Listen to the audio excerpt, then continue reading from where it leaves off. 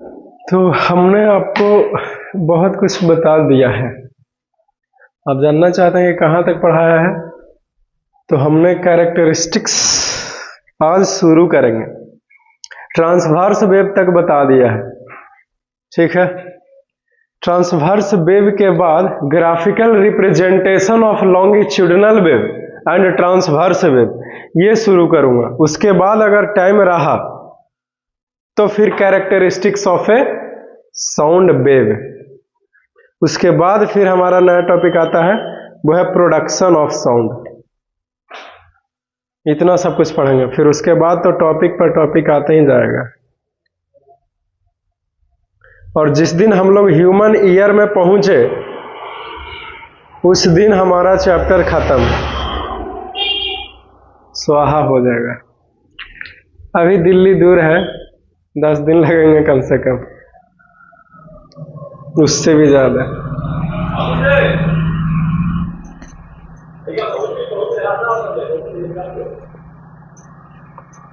तो let us talk about graphical representation.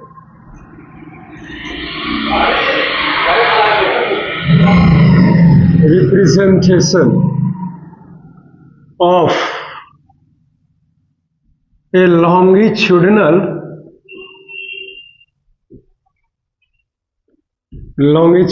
wave।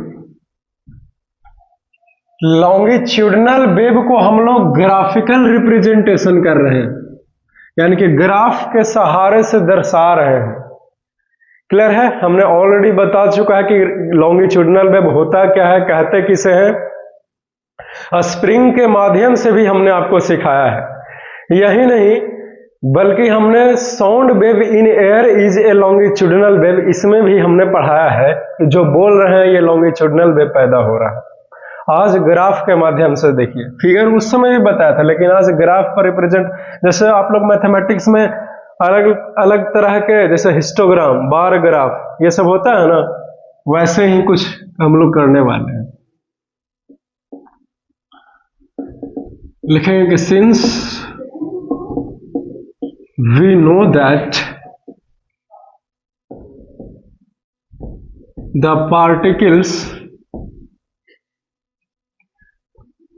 particles of a longitudinal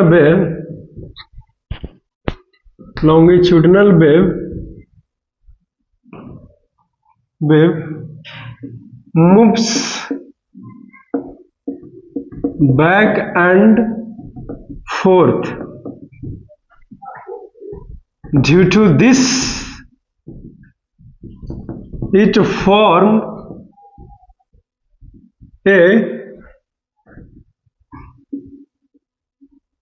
a compression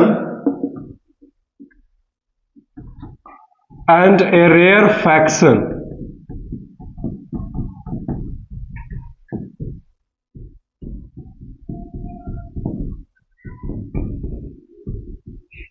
Respectively. Since a compression is a region of high density and a rarefaction is a region of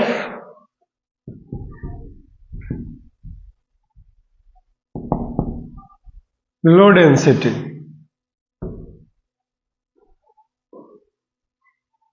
So that's why the graph of a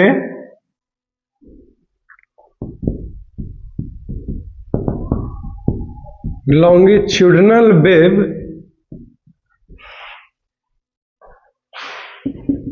is represented by a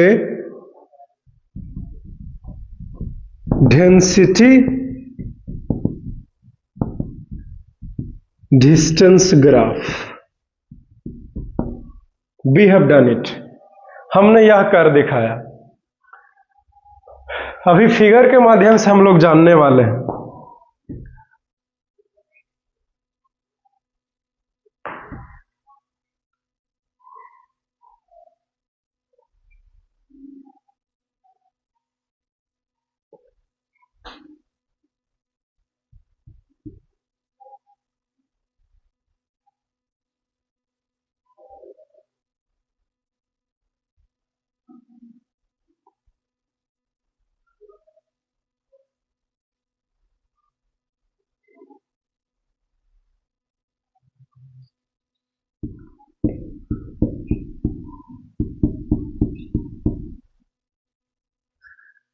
CR okay, समझ गया.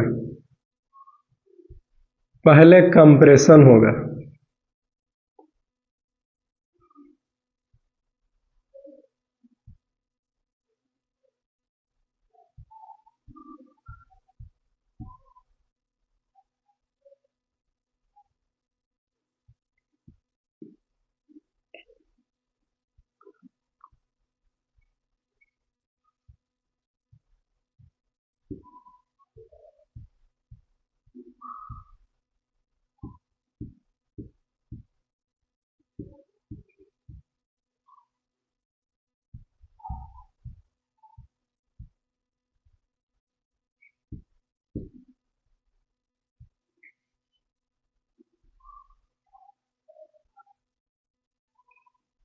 आप जब घर से निकलते हैं तो अंदर धक धकी कह रहता है कि सर पता नहीं आज होंगे कि नहीं. ऐसा महसूस होता है हमको, इसलिए पूछ लिए. मैं तो यहीं पे रहता हूँ टाइम से, लेकिन है कि नहीं.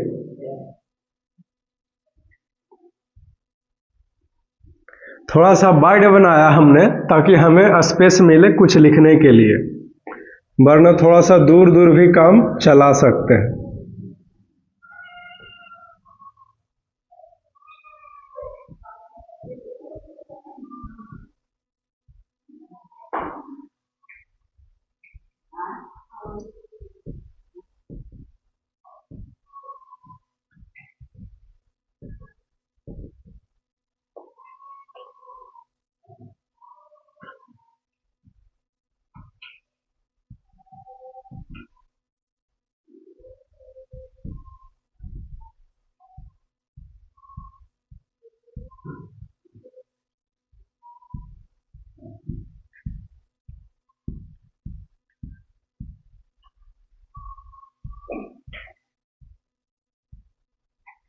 ये है कंप्रेशन, मतलब हाई डेंसिटी.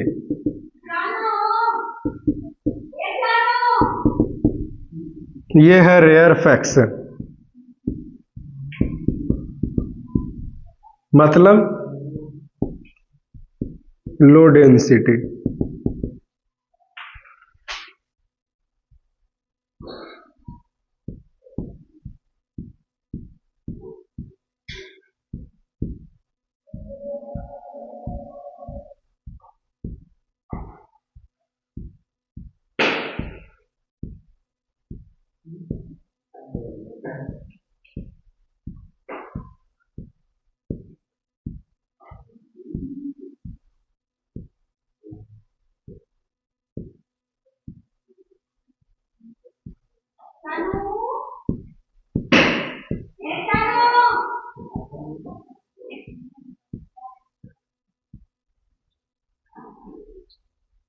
ये है कंप्रेशन.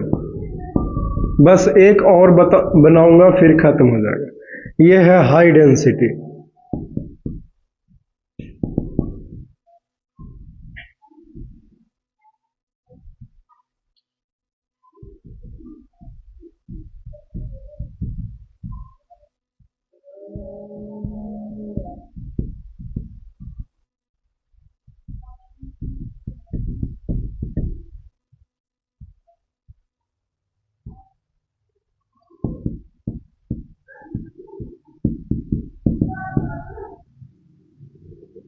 मतलब रेयरफैक्शन मतलब लो डेंसिटी। अब समय आ गया है कि ग्राफ को ड्रा किया जाए।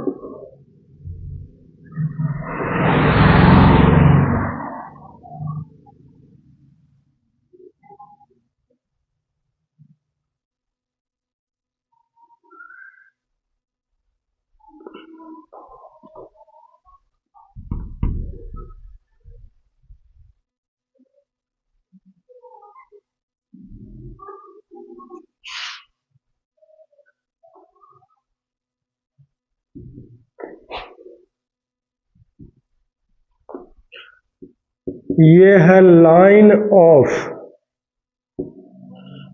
जीरो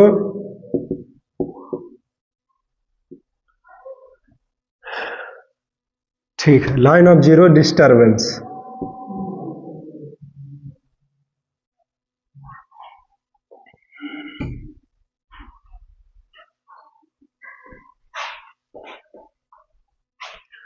ऐसे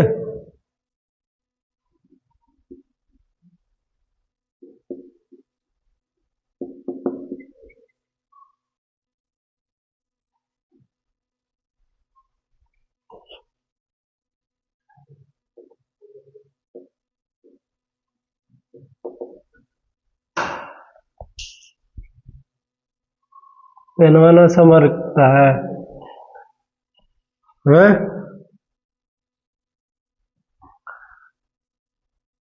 ये देखो ऊपर गया, ये देखो नीचे आया, फिर देखो ऊपर गया, फिर देखो नीचे आया, ये सट गया, खत्म हो गया।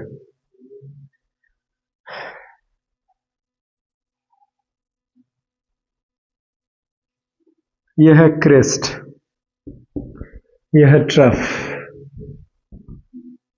यह है क्रेस्ट, यह है ट्रफ।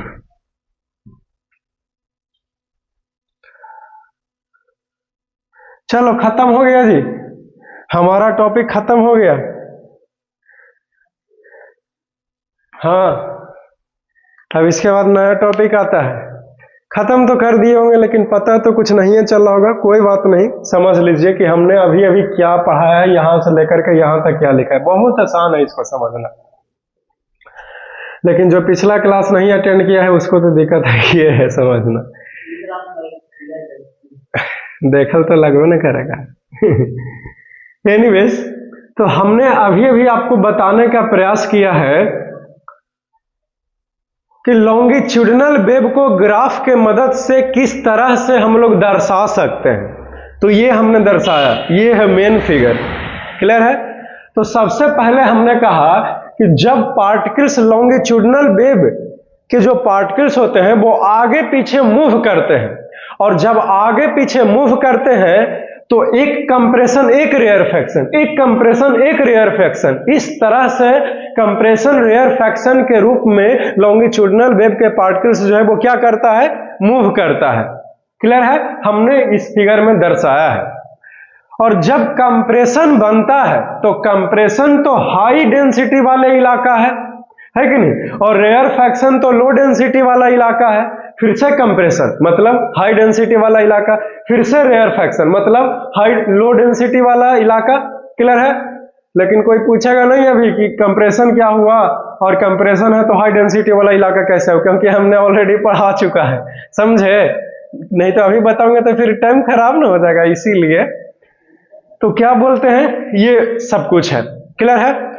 तो इसीलिए चूंकि कंप्रेशन हाई डेंसिटी और रेयरफैक्शन लो डेंसिटी, मतलब मैं यह कहना चाहता हूं कि जो लॉन्गिट्यूडिनल वेव का जो ग्राफ होगा उसको कौन से ग्राफ से दर्शाते हैं, तो यहां पे लिखा डेंसिटी डिस्टेंस ग्राफ से रिप्रेजेंट करते हैं। किसको?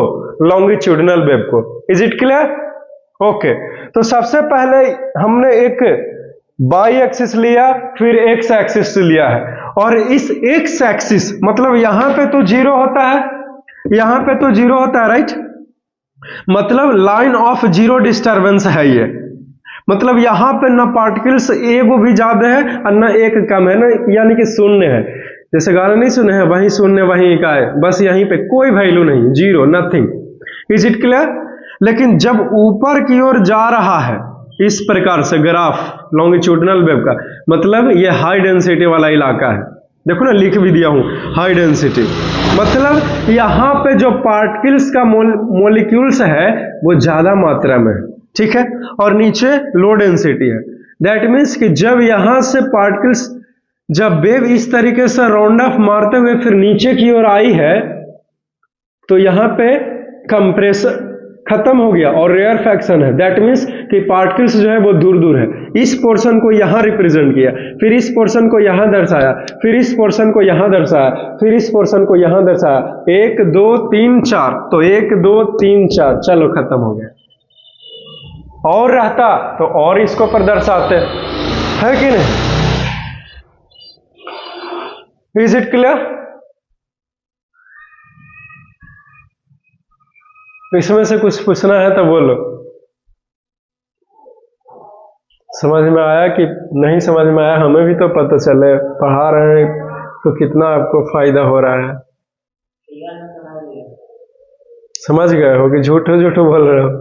कि मन में इन्हें ना सोच रहे हो कि पिछला का छूट गया तो सर से पूछेंगे तो बताएंगे तो नहीं है, इन्हें ना सोच रहा है मन में।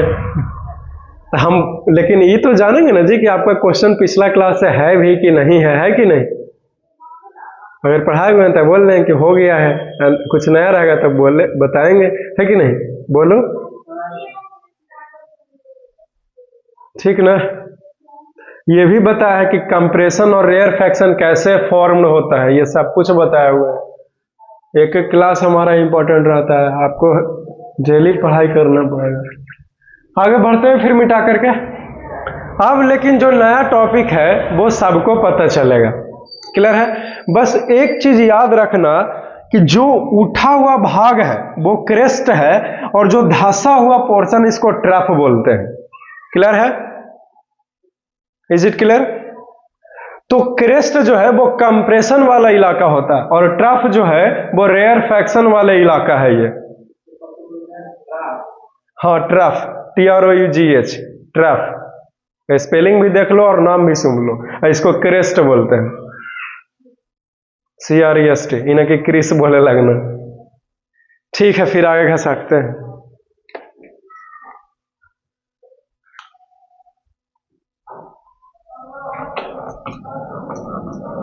ग्राफिकल रिप्रेजेंटेशन खत्म होता है।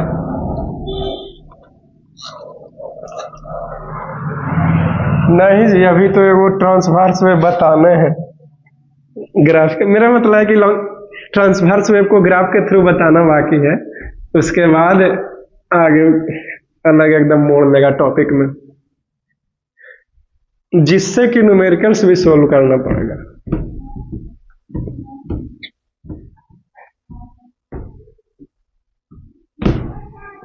कुछ दिन और फिर welcome to my new chapters.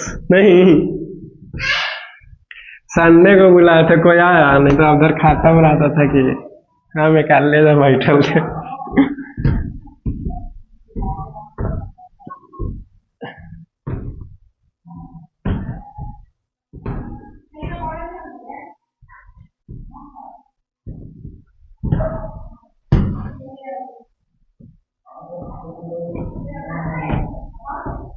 इसीलिए तो वहीं तो बार बार बोल रहा हूं कि हमारा एक एक क्लास इंपॉर्टेंट है। कंप्रेशन और रेयरफैक्शन टेंशन दे रहा है आपको, पूरा वीडियो देखे पड़ेगा। हाँ बात तो सही है। तो देखिए, अब जो मेहनत करके पढ़ाएगा ना उसका एक तो क्लास छोड़िएगा ना तो दिक्कत तो होगा ना करेगा, है कि? स्कूल नियम थोड़ी है। चलो अब आगे क्वेश्चन लिखो, बैठते हैं, थक गए जी। ऐसा नहीं ना करते हैं यहाँ पे, है? तो हमने आपके लिए व्यवस्था कर रखा है, तो आप ही नहीं फायदा उठाते हैं तो हम क्या करें, है कि नहीं? अरे ऐसे नहीं करो भाई।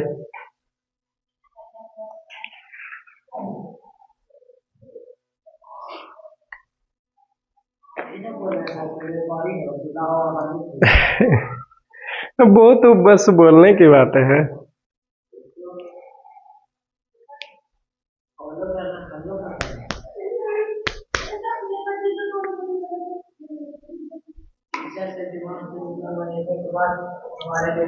अरे okay, let us see.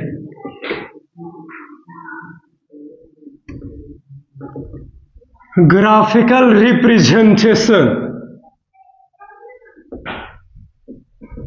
of a transverse wave.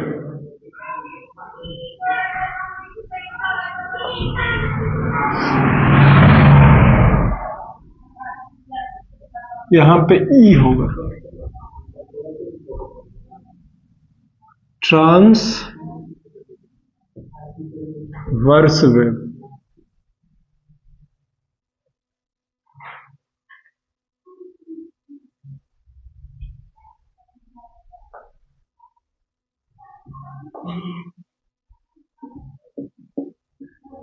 लिखा है कि since we know that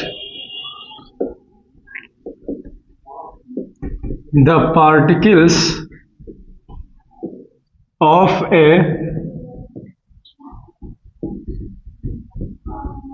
transverse wave moves up and down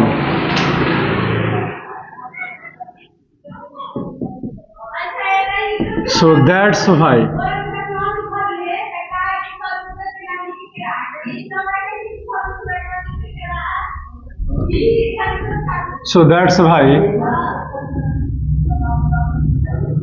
the graph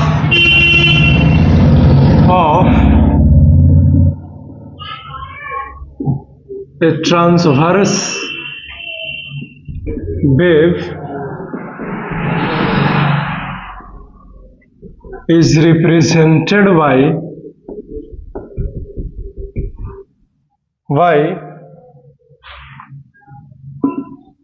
the displacement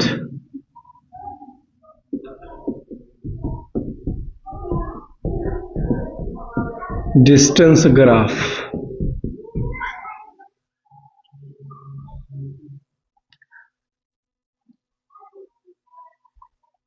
और वो कुछ इस तरह से है।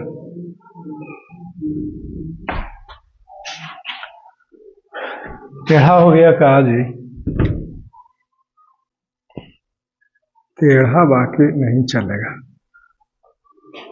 आप थोड़ा सा ठीक ठाक है। ये लाइन ऑफ जीरो डिस्टरबेंस है।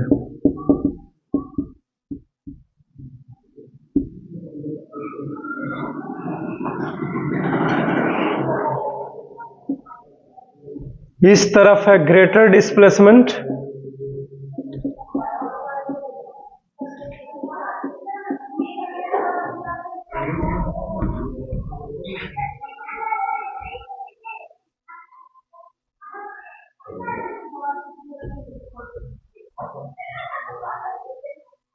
और इस तरफ है, एक मिनट जरा सा दूर से लिखें, और इस तरफ है लोअर डिस्प्लेसमेंट।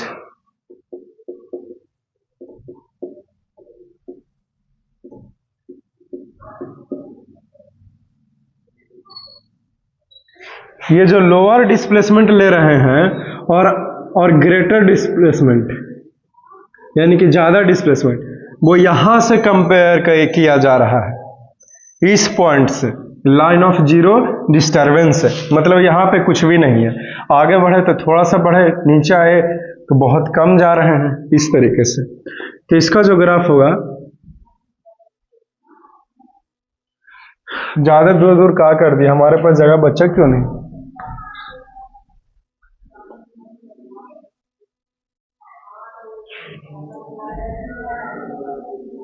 अब कोई बात नहीं, अब हो ही आता है।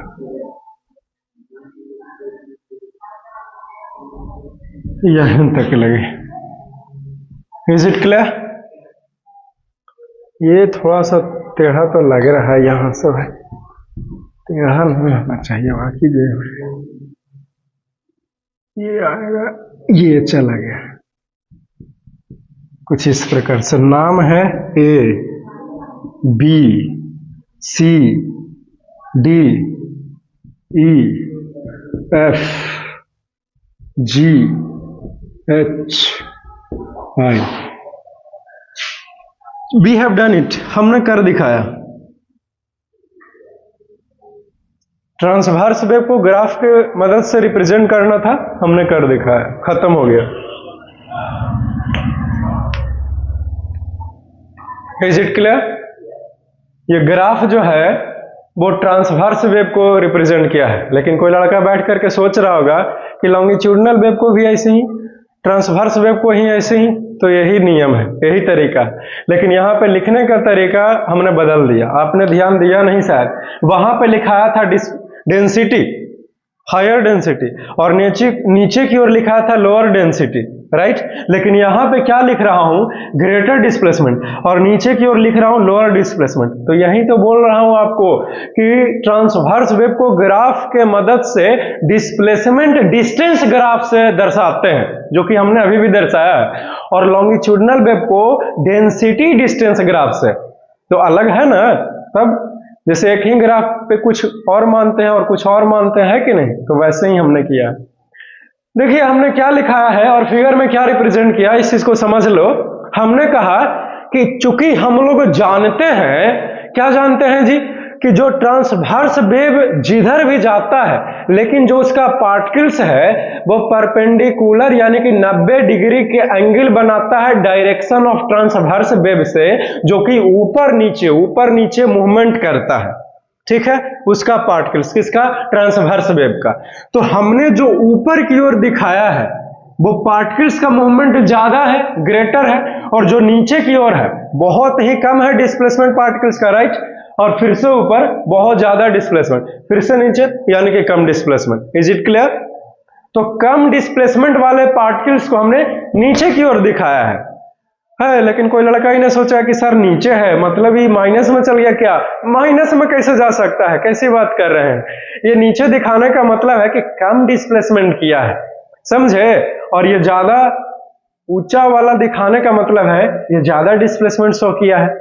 फिर उसी प्रकार से ये भी ज्यादा डिस्प्लेसमेंट किया है, जो उस पार्टिकल्स को यहां रखे हैं, फिर कम डिस्प्लेसमेंट किया है, फिर उस पार्टिकल्स को यहां रखे हैं, ठीक है। नियम वही है, यहां पे कंप्रेशन फॉर्म कर रहा है और ये रेयरफैक्शन है, ये कंप्रेशन है और ये रेयरफैक्शन है। फिर से वही नियम लागू होगा। कंप्रेशन मतलब हाई डेंसिटी वाला इलाका है, रेयरफैक्शन है मतलब लो डेंसिटी वाला इलाका है। फिर से कंप्रेशन है मतलब हाई डेंसिटी, रेयरफैक्शन मतलब लो डेंसिटी, और हाई डेंसिटी है मतलब हाई प्रेशर, यहाँ लो डेंसिटी है मतलब लो प्रेशर, हाई डेंसिटी है मतलब हाई प्रेशर, लो डेंसिटी है मतलब low pressure. Is it clear? चलो खत्म होता है ये।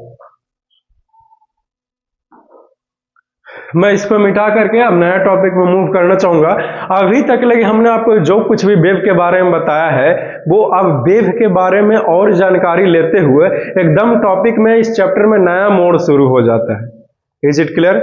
जिसमें कुछ फॉर्मूलाज वगैरह भी आते हैं, ठीक है, और कुछ क्वेश्चंस का सॉल्यूशंस भी होता है, राइट, लेकिन कुछ चीजों को पढ़ने के बाद। Is it clear?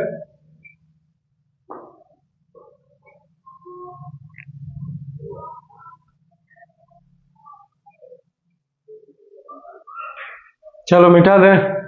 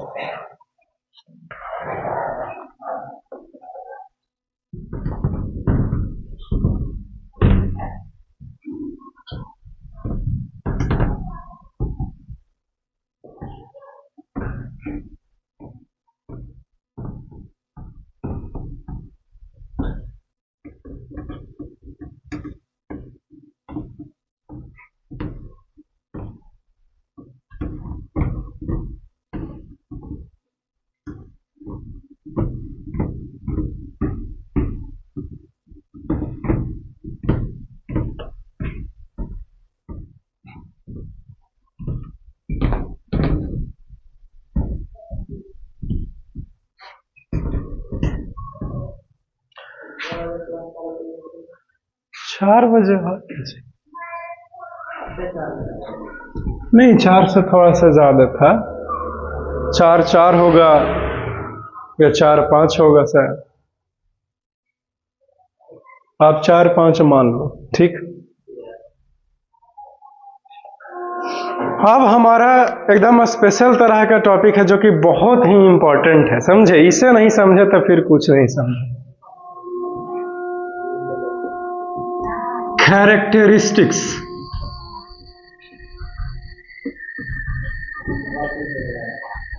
Of A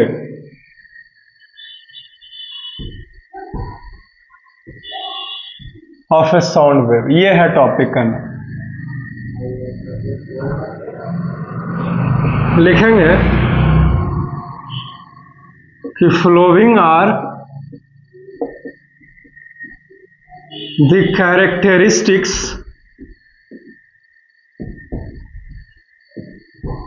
of a sound wave. Is it clear? तो सबसे पहला आता है जिसको बोलते हैं हम लोग वेवलेंथ।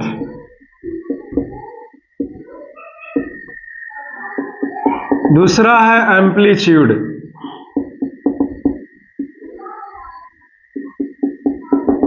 तीसरा है time period.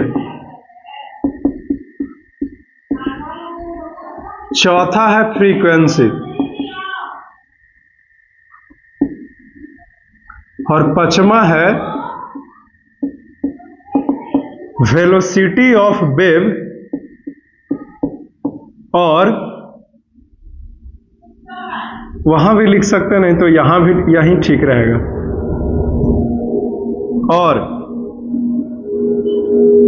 Speed of wave, तो ये है। Is it clear? तो हमने कहा कि characteristics of a sound wave. Sound wave यानी कि जो मैं बोल रहा हूं आपके पास कैसे जा रहा है, तो वेव के रूप में जा रहा है। और वेव के रूप में कैसे जा रहा है हम ऑलरेडी आपको बता चुके हैं। क्लियर है? लेकिन आज के क्लास का अभी का टॉपिक है कि ये जो साउंड वेव जो पैदा हो रहा है जिससे हम लोग सुन सकते हैं, इसका खासियत क्या है, गुण क्या है, विशेषता क्या है, ये है टॉपिक। तो टोटल 5 है। कितना है? टोटल 5 है।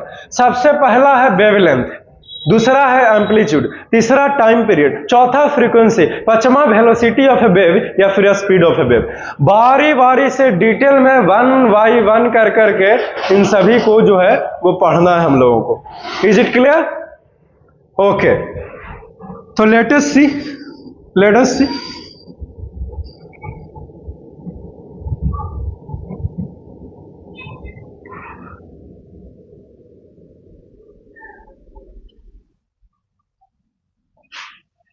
इधर देखो,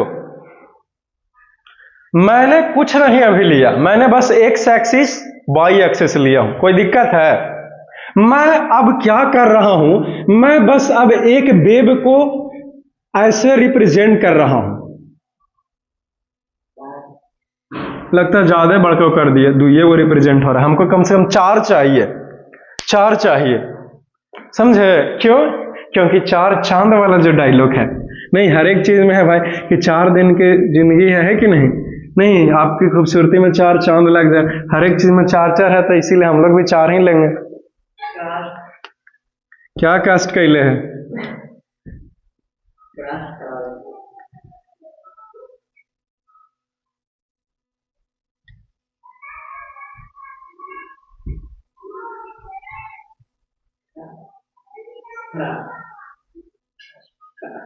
नहीं हटेगा बुआ, कंजूसी करना पड़ेगा थोड़ा सा।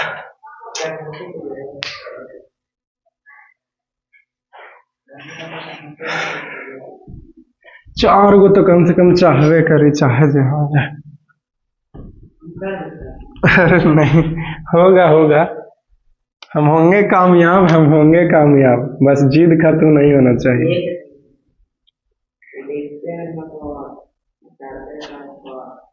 मतलब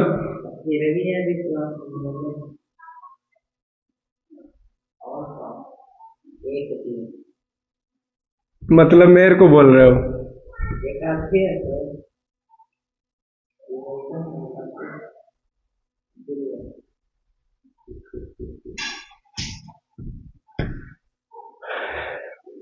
तुम्हारा ये सब दो कौड़ी के बात से हमको फर्क ना पड़े वाला है।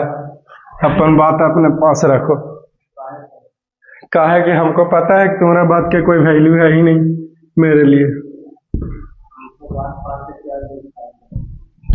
ठीक है।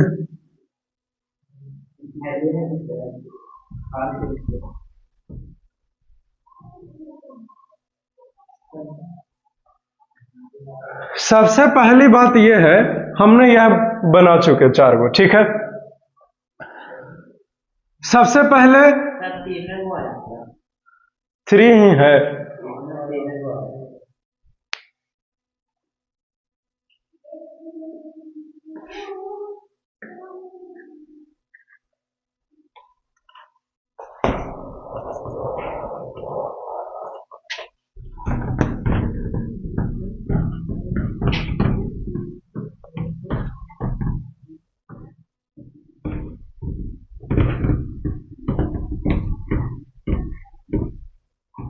तुम लोग सब बाहर से था तो क्या हम नहीं क्लास लिए हैं?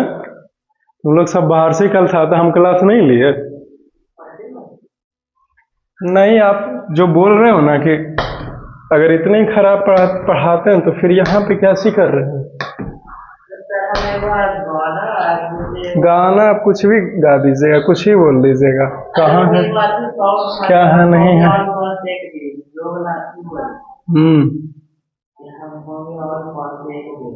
हम मेरे पास भी है कुछ भी, लेकिन हम कुछ भी नहीं बोल दे रहे हैं।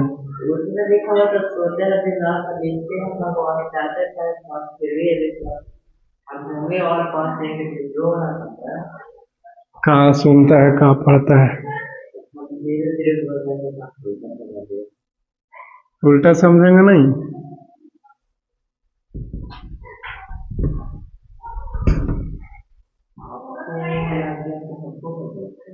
हाँ, मेरे ऊपर बोला ही तू।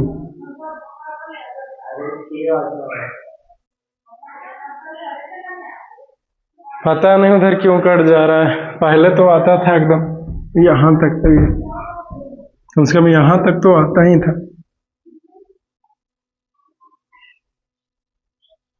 अब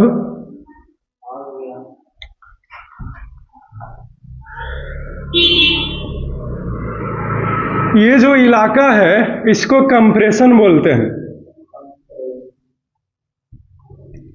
ये कंप्रेशन है। ये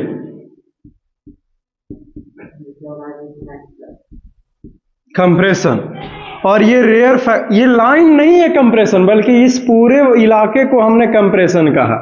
ठीक है, मैं तो अपनी सुविधा के लिए इस तरीके से कंप्रेशन लिख रहा हूं ताकि हमें कुछ और दर्शाने के लिए जगह मिले, समझे। ये है रेयरफैक्शन, FACTION। ये है कंप्रेशन, ये है रेयरफैक्शन।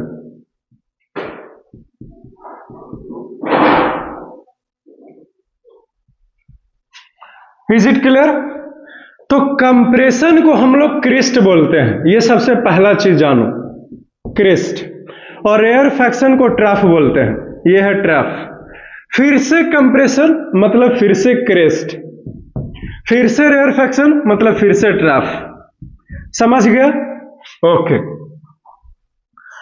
अब समय आ गया है कि आपको बताऊं पहला कि वेवलेंथ है क्या, कहते किसको है, इसका डेफिनेशन बताएं। तो जो डिस्टेंस है एक कंप्रेशन और रेयरफैक्शन, यानी कि पूरे एक कंप्लीट साइकिल के बीच के दूरी को हम लोग वेवलेंथ बोलते हैं। यानी कि यहां से लेकर के ये है वेवलेंथ, यहां तक ये वेवलेंथ है।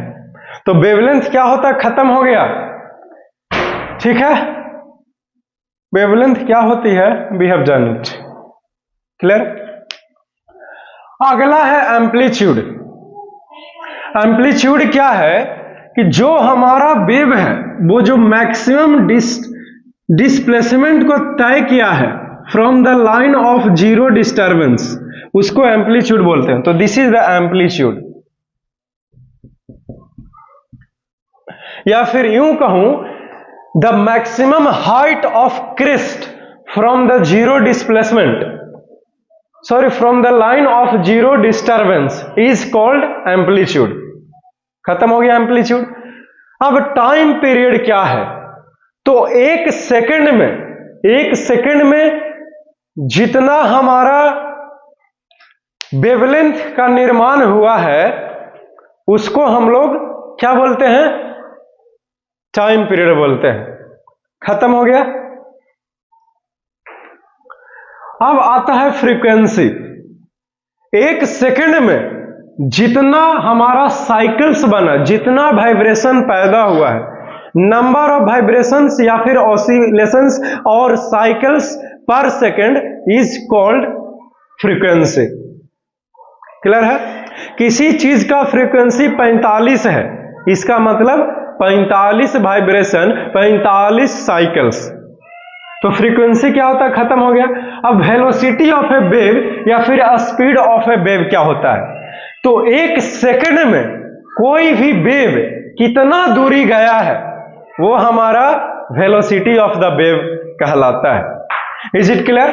यदि हम लोग इसको ए बोले, इस यहां का नाम बी है, ये सी और ये डी पॉइंट, ये ई, ये एफ, ये जी, ये एच और ये आई, तो एक कंप्लीट वेव जो है वो यहां से लेकर के यहां तक लगी है, ई तक लगी, यानी कि ए बी सी डी ई एक वेव है, एक कंप्लीट वेव है।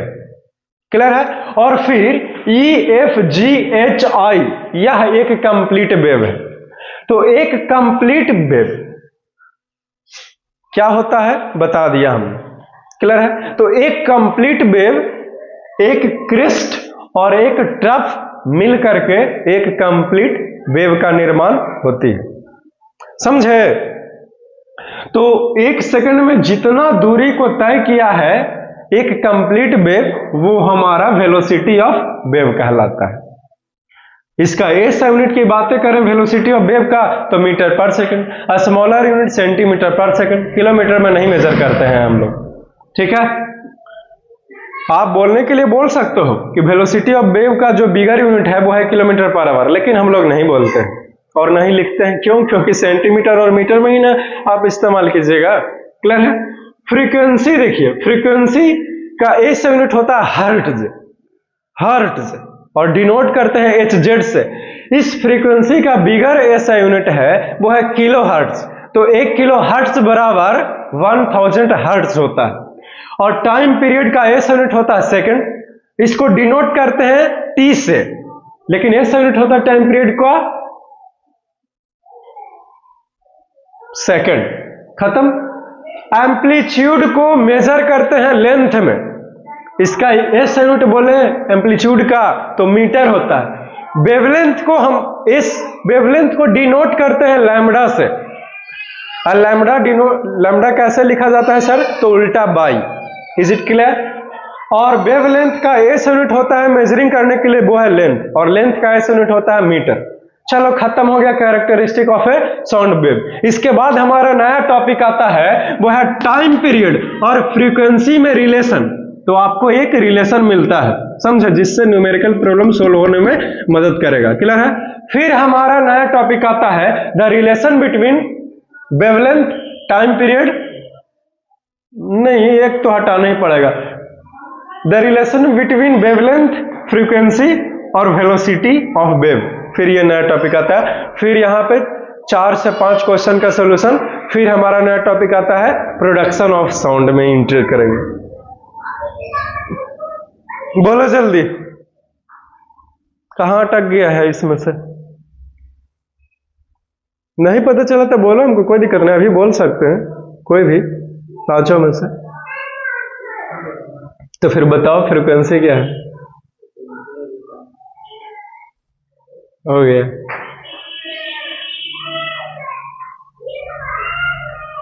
एम्पलीट्यूड क्या है? ऊंचाई क्या है? ऊंचाई क्या? किसका ऊंचाई?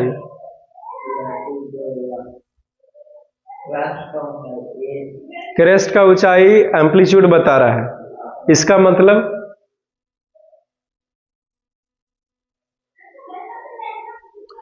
मतलब पार्टिकल्स का मैक्सिमम डिस्प्लेसमेंट बता रहा है कि पार्टिकल्स जो है वो मूव करके ऊपर की ओर चले गए। समझे? आप ही ने ना तंग किए थे कि खत्म कर दीजिए, तो जल्दी जल्दी पढ़ा के सब खत्म कर दिया हमने। आप क्लास छोड़िएगा तो फिर दिक्कत होवे करेगा, है कि नहीं?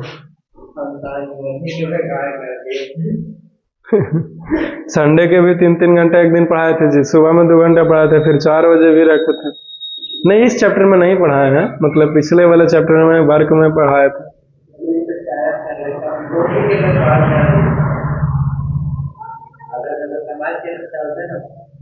2-2 घंटा रखो, ये भी खत्म हो जाएगा 1 हफ्ता में। आज मंगल है ना, इसी संडे खत्म कर देंगे इस चैप्टर को।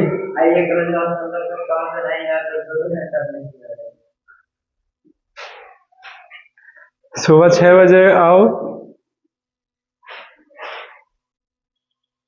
6 टाइम भी लगभग हो ही रहा है। आओ 6 बजे सुबह आओ, तो खत्म कर देते हैं साउंड को। देखो, अपने अंदर डिटर्मिनेशन तो लाना ही पड़ेगा। वहां पे इंक गिरा दिया जी, पूरा बेंच को खराब कर दिया तुम। खराब ना हो गया वो? लो, इसको स्प्रे करके मारो ना, होगा नहीं साफ, हमें पता है। मार्कर वाला इंक नहीं है।